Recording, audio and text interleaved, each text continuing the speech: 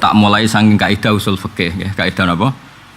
Ada kaidah gini, al-adat la yufidul hasro. Jadi hitungan itu tidak menjamin kalau hanya yang disebut. Karena orang menyebut orang itu kemungkinan ingatnya itu. Kedua, itu yang diketahui sa'il. Ketiga, yang tidak disebut itu tidak penting. Terus keempat, jahlul sa'il bihukmil mazkur. Tapi la bihukmil mazkur. Misalnya Nabi, ini contoh teng lubil usul, teng kitab lubil usul. Misalnya Nabi ditangkleti tiyang itu. Ya Rasulullah hal fil ghanami sa'imati zakatun. Jelas penanya itu nyebut ghanam itu wedhus. Ya Rasulullah, apakah kambing itu yang begini wajib zakat? Nabi kan terus mengulang misalnya lil ghanami zakatun, ya kambing itu wajib zakat. Bukan berarti unta tidak wajib zakat, bukan berarti sapi tidak wajib zakat. Kebetulan penanyanya ini tanya ghanam. Sehingga kalau ada orang yang terlalu tekstualis itu gak disebut Nabi, gak disebut Nabi bid'ah, ya berarti ra tau ngaji usul fikih. Ya dadi eling-eling iki kaidah penting ya. Dadi nek ana wong muji sahabat al khulafair rasyidin al mahdiyyin. Lho liyane sahabat iku ya ar-rasyidin, liyane kabeh ya mahdiin. Ke keyakinane ahli sunnah kullu sahabah udul, semua sahabat itu adil. Tapi soal disebut ya pancen iku sing terkenal, sing mudah dikenal. Kok masyarakat tahu nyebut Mbah Mun niku kiai, Mbah Arwani kiai, Batur Khan kiai, mergo sing mudah dikenal. Lah misal ngomong Kang Ali kan butuh penjelasan.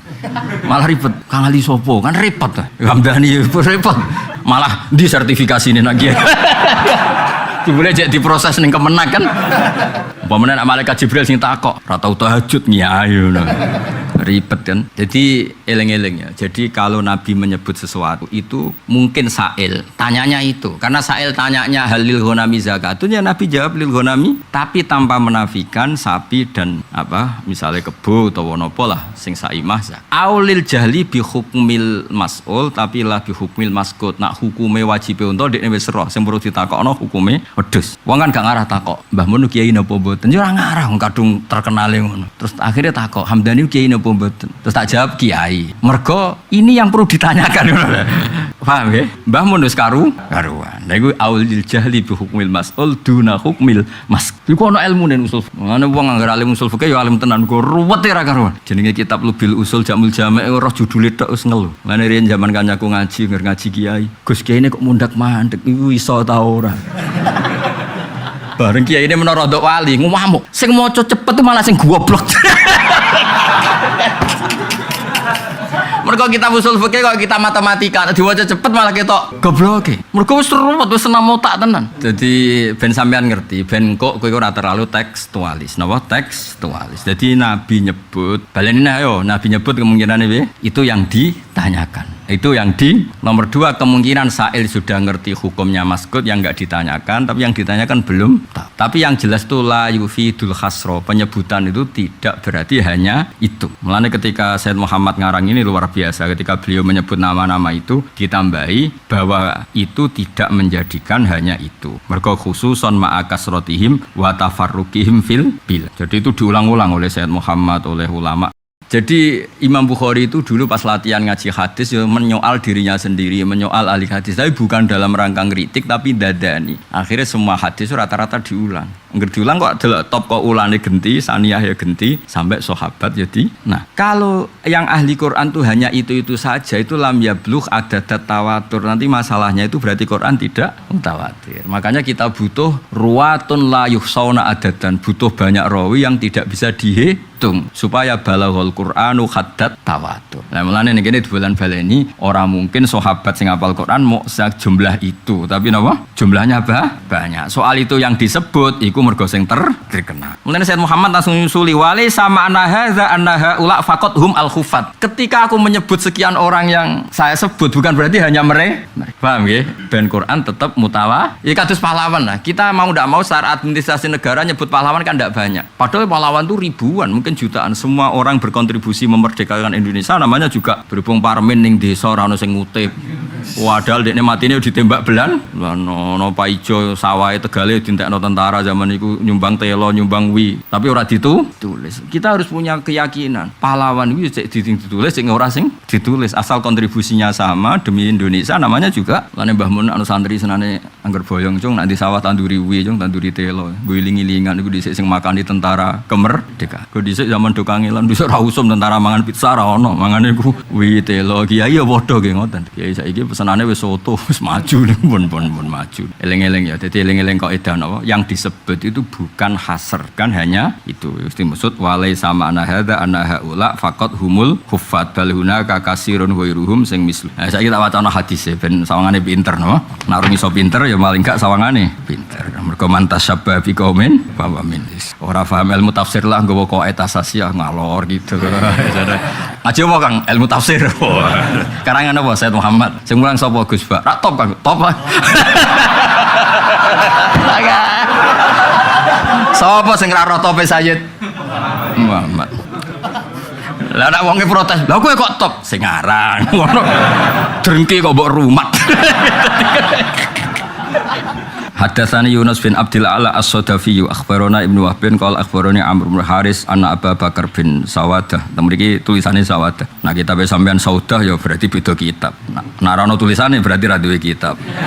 Tasawu an Abdurrahman bin Jubair an Abdullah bin Amr bin As anna Nabiyya sallallahu alaihi wasallam ta'ala mau sapa nabi qaulallahi ta'ala. Jadi nabi membaca dawuh Allah taala fi Ibrahim ing dalam Ibrahim. Mesti tentang Ibrahim. Nabi Ibrahim hubungannya dengan Allah ketika matur tentang umate dawe rabbi innahunna adlana katsiram minan nas faman tabi'ani fa innahu minni wa man asani fa innaka ghafurur. Terus waqala Isa alaihi salam in tu'adzibhum fa innahum ibaduk. Nabi Isa kan kaumnya kan Nabi Isa nabi paling loro kabeh. Ora ana nabi loro kaya Nabi Isa. Nabi Isa sing seneng beliau berlebihan iku ya salah. Mergo terus darani Isa ibnu Allah. Dadi sing seneng berlebihan salah. Mergo terus overacting darani Isa iku ibnu Allah. Sing gedeng salah yaiku darani Isa iku anak zina mergo ora duwe bapak. Nah Kanjeng Nabi ngadepi umat iku repot. Nak anut Nabi Ibrahim modele ngono, nak Nabi Isa modele ngono. Lah aku iku anut modele so. Padahal Nabi kena khitab fa bi hudahum tadi. Ya terus akhirnya Nabi farofa ayatehi mongko ngangkat sapa Nabi ayatehi astolorone Nabi wa qala lan dawuh sapa Nabi Allahumma ummati ummati. Akhirnya Nabi iku nyuwun sewu cara bahasa saiki gak ngambil sikap. Ape muni umatku apik kabeh ku ya kok bodoni wong. Misale sampean ini terus Nabi takoki pangeran piye mat umatem. Sais danten kok kredite akeh. Wis utang bank jek nganggo sertifikate wong ngono kan wis paham ya? Ruwet gak? Wis utang cek kas masjid. Ono nek sing dikasus iso mangan mergo ngrumat yatim. Ruwet gak? Ono sing mulai entuk dhuwit mergo adol agama ruwet. Lah terus dilapor clear sangka masalah kan gak iso. Tapi Nabi kon lapor eleke wong ya ora iso. Nabi wong apian kon nyebut eleke wong ya ora. Akhire semua Allahumma ummati Gusti niku umatku lho. Lah ya terus piye pokoke niku umatku lho.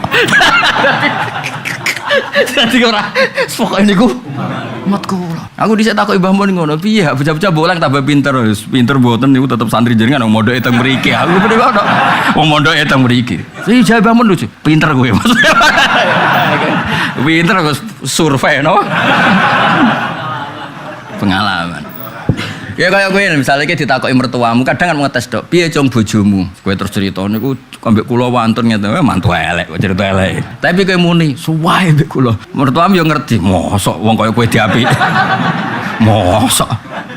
Jawab ngene, piye mawon iku bojo kula nggih anake jenengan. Wis ora usah mbok jawab, piye mawon tak warai pinter bocah.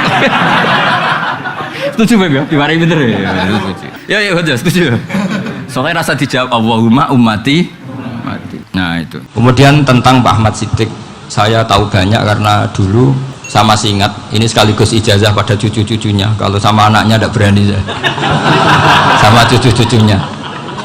Saya masih ingat Pak Ahmad Siddiq itu sangat loyal sama yang namanya negara. Kita tahu beliau adalah termasuk orang yang bintang ketika Muktamar Situbondo, ketika NU pertama kali nerima asas tunggal yaitu Pancasila. Kayak apa ulama-ulama kita ya mulai Mbah Ahmad Siddiq, Mbah Ali Maksum, Gus Dur, Mbah As'ad semuanya lah, termasuk Mbah Mun semuanya loyal sama negara sehingga NU menerima asas tunggal. Itu saya masih ingat karena Bapak dulu perwakilan dari NU cabang Lasem. Beliau pernah ngundang Mbah Ahmad Siddiq di sini zaman itu zaman Pak D. Gofar ikut ngundang ke sini Bapak saya. Itu saya menangi beliau ngisi pengajian di hallnya buyut saya Mbak Umar bin Arabi. Jadi saya ini zuriyahnya Mbak Umar bin Arabi sama dengan keluarganya Ki Hamid Pasuruan. Itu beliau cerita bahwa kemenangan Islam itu tidak harus kita yang menang kangelan. Kadang Allah bikin orang lain yang kangelan, kita yang ikut menang. Jadi dulu kata beliau banyak ulama ketika kita diserang Jepang Saya masih ingat, saya karena pas itu ikut ke Lasem, karena saya santri sarang, Mbah Mun ngisi di Lasem, saya ikut di Lasem karena saya masih keluarga. Itu ulama-ulama itu mimpi dibacakan ayat ghulibatir rum fi adnal ardi wa hum min ba'di ghalabihim sayaghlibun fi bid'i sinin lillahil amru min qablu wa min ba'du wa yawma idzi yafrahul mu'minun. Itu dulu itu ada pertarungan besar antara kerajaan Romawi dan kerajaan apa? Persia. Kita tahu Romawi itu Nasrani. Saya ulang lagi, Nasrani. Nasrani itu percaya adanya Allah, adanya Tuhan, dan percaya adanya kitab samawi. Sementara musuhnya itu Persia, orang yang tidak berdasar kitab samawi. Ketika Persia mengalahkan Romawi itu orang Islam ikut susah karena terus dibully sama orang-orang kafir Mekah. Orang kafir Mekah adalah orang yang tidak punya kitab samawi. Katanya orang kafir Mekah, iku lo balamu jute duwe kitab jarene di hubungan mbek langit, nyatane perang keok paling kon yo podo. Jadi ada analogi bahwa kalahnya orang Nasrani itu dianggap simbol kekalahan orang yang bertautan atau berhubungan dengan langit. Akhirnya orang Islam susah.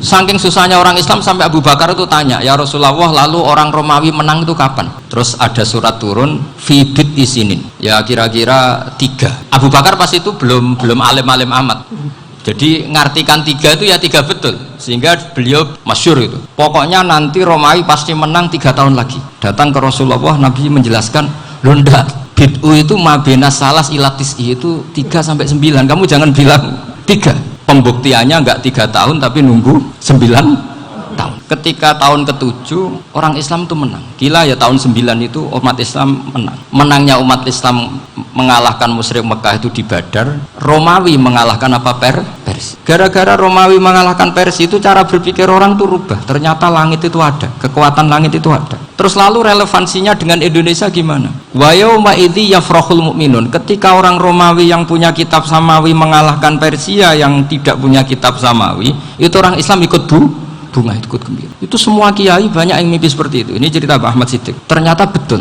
Jepang itu nggak dikalahkan Indonesia. Jepang, Hiroshima dan Nagasaki dibom oleh apa? Sekutu. Akhirnya Jepang pulang. Pas Jepang pulang, Indonesia merdeka. Itu dulu kiai-kiai sudah nakwil bahwa menangnya Indonesia itu tidak harus mengalahkan penjajah. Pokoknya nanti penjajah ada yang mengalahkan.